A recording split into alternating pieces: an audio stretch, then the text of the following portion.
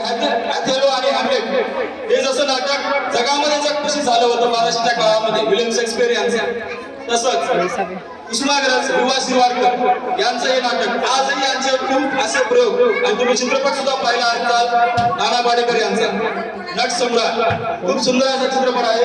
कोणी घर देता का घर हे विधात्या हे त्यांचे डायलॉग खूप सुंदर असे आहे. नाटक आवर्जून पाहण्यासारखं आहे. याच नाटकाला त्यांना 1997 साली ज्ञानपीठ हा पुरस्कार मिळाला. विष्णू वामन शिरवाडकर ज्यांच्या मोठ्या बहिणीच्या नावावरून कुसुमताई यांच्या नावावरून त्याला कुसुमाग्रज म्हणतात असे विष्णू वामन शिरवाडकर. यामुळं यांच्यामुळं मराठी भाषेला एक लय प्राप्त आला, एक गोडी प्राप्त आली. जशी मराठी आपली कशी गोड आहेच, मनाळा आहेच, रसाळ आहेच.